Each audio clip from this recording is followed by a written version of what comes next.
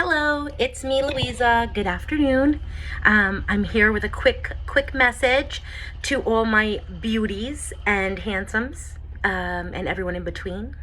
And if you don't think you are either of those, you are. Excuse the sounds outside. I have some work being done on the outside of my home. Some pipes being dug in, out, something to that effect. However, today I was thinking about something that's really helped me throughout my life. And I didn't acquire this until I was probably 30. And I think about, if I have younger viewers, or if you're sharing this with your daughters or nieces, nephews, friends, cousins, anyone you think it could help, I'm like, you know what? This message that I'm sure most of you may know about, and if not, I'm glad to share it. It's about the theory of a season, a reason, and a lifetime, and how that comes into play to make us have such a better acceptance of everything that comes in and out of our lives. It allows you to categorize and kind of put a cap on every single thing that happens and occurs within our lives.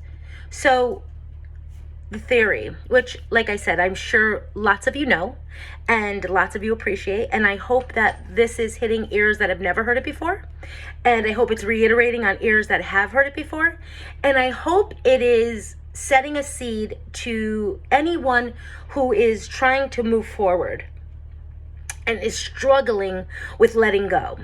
Okay? So this theory, we'll start with the beginning. It's a reason, a season, or a lifetime. So a reason, what is it? Why am I here right now? Why has this person been placed into my life? Why can't I fix the problem? Or why am I being let go from a position that I was so ready for? Next noise, the heater. And so you learn, okay, so what is a reason? What's the reason? And sometimes you don't find out.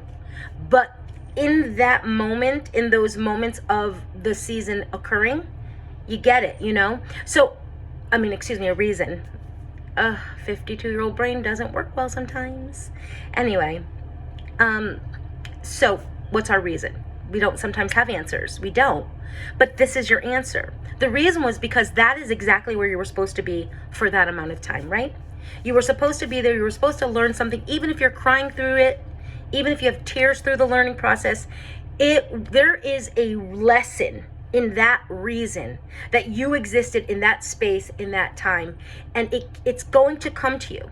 So instead of focusing on, I'm so sad, I don't want it to be over, I don't want this part of my life to end, focus on the reason. And the reason is not what the focal point was. The reason is when you have to, again, sit alone and think, what did I get from this? And so that kind of helps. That one's hard. That one, I think, becomes a little bit easier in time with age.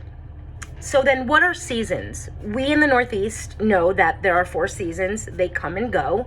And like water in an ocean and like clouds in the sky, it is always happening. We know winter, spring, summer, fall happens again. Winter, spring, summer, fall. So if you are now in a situation where you're in someone's life and it is coming to an end, and you are wondering why is this coming to an end? I'm not finished. I'm not ready to move on. Well, just like the seasons, whether we're prepared or not, it's going to occur. And in that moment, in those moments, you have to sit back and think, this was my season. I was a season of someone's life. They were a season in my life. And at the end of that season, and it could be 2 together, it really could be. You could have a summer, spring. You could have a winter, fall. You could have a winter, spring, fall, winter. I don't know. Anyway, you know what I'm saying. It's not just a 3-month period. You can have multiple actual seasons combined into one, which could create a season for you and this experience you're in. But at the end of it, just like we do with nature, we accept it, we watch it, and we move forward with it. My favorite part of fall is to watch everything die. That sounds really macabre. But I know that no matter what I do, when spring hits, when those birds come, when those robins show up, it is going to be beautiful, like you've never seen it before, you know? So now put that into into relationships, into your mind. Okay, so this was beautiful. It started amazing. And then it went through its time and it died. And you mourn it and you think on what you've learned from it. And then you move forward. And in that moving forward, you get to your next season. And there comes the blossoms, and there comes the sun, and there comes the leaf changing, or there comes the snow. Whatever you find the most beautiful and most calming for you, you know? So that happens, and you accept that. We accept it. We accept that the seasons go into each other, and there's nothing we can do. And that's exactly what you have to understand when a part of your life is a season and it comes to an end. There's nothing you can do. There is a divine definition. Have I ever heard that before? I'm not sure. But the divine definition is the time we have. There is a timeline for all of us. We have everything we're supposed to go through, we go through. And God, like I said in the last video, hands some of his toughest battles to his strongest warriors. And instead of sitting there, woe is me, puff up your chest, put your shoulders back, and know that he believes in you. Whatever you call whom you worship, whatever you do spiritually, Mother Nature, trees, the ocean, whatever brings you spirituality, pray to it, thank it, let it know that you understand that seasons have to come and go. And that sometimes helps me, because you can't stop what's been written. And now here comes the best part, the one we know is certain on every other reason, the lifetime. We're certain when we meet our reason, it's a lifetime. We are certain when we meet our season, it's a lifetime. But guess what? The lifetime happens too. And when a lifetime occurs, you have to go through the reason, you have to go through the season, and at the end of it all, here you stand in your lifetime. And that happens a lot with friendships. Relationships, sometimes parenting. You know, people have a hard time with that. Not to be personal, because I do tell a lot of stories, but my oldest son and I are so much alike. We're so similar that we kind of butt heads. And I have to honor and respect that I raised him to be a man who has value in himself and has the right to his opinions on everything that we've experienced. I cannot be angry if he's angry with me. I cannot build a time machine, like I said, to go back and fix anything I've wronged. Of course, in my mind, everything is perfect. But again, I have to honor him. I have to honor his beliefs. I have to honor the fact that he sees things the way he sees them. And I'm not trying to write it or fix it, because it is what it is. And someday, in his maturity and in mine, like he tells me all the time, I'm not that mature. Things might come to a complete different road. But for right now, I've come to a season with my son, and I'm growing past.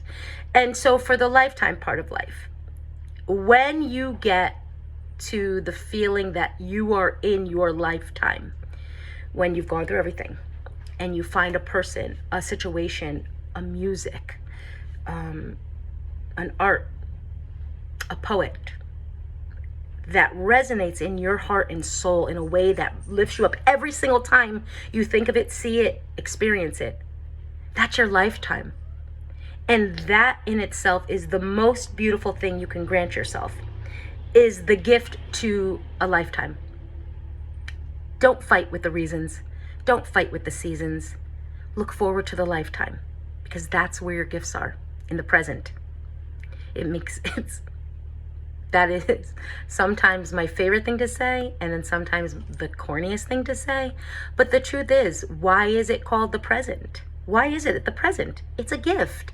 We all have it. We all get to wake up and say good morning to our friends, love our children, love our friends, love our loved ones, love our partners, maybe dislike them sometimes, but you know what?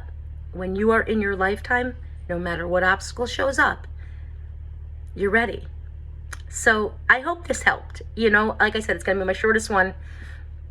I just can't stop talking. I love hearing my own voice. It's obvious at this point, but honestly, the truth of the matter is I hope that this message hits and everyone who hears it not just listens and shuts it off, and plant it in your mind. Allow your process. Listen to the words that are being said. Look it up on YouTube.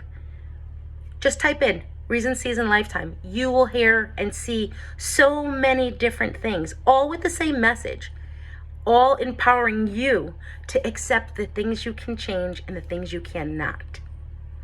And know that everything you're in, whether it's good or bad, is where you are. And if it's bad and you fight hard enough and you believe in your warrior, you will get through it, and you can be a proud person to look back and say, I did it. And if you are in a great space, put your hand back and pull someone up. That's the most important part. If you are in the best space of your life and you have the ability to help others, put your hand down, reach out, pull them up as you can, and give them the experience that you're having. Bless people with your presence.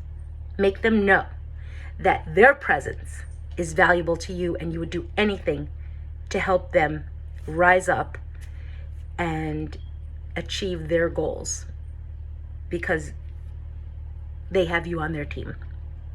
Well, this is it. I think it might be short. I don't know. It's 11:51 at this point, my minutes and my seconds. It's been my pleasure. And this is Louisa. And if you could like this video, that would be awesome. If you could thumbs up, that would be awesome. I never really say that. And if you could subscribe, that would be awesome. And the best thing you can do to reach your hand out to me and lift me up is to share my videos on your public forums. Let people hear what I say. If you like what I say and I can help something or someone, please help me, move me forward. And also comments. And if you have a subject that you want me to touch base with on, or I may know something about, please leave it in comments. I'll be happy to address anything if I have the ability to. If not, I'll private message you and say, hey, I haven't had that experience just yet. But I'm a sister looking to help a sister and make our world a better place. And if I'm not willing to give my shoulders for you to step onto, then I feel like I'm failing as a woman. And I don't want that. So I wish you peace, I bid you love, and all I can say is thank you for watching, and it's been my pleasure to help if I have.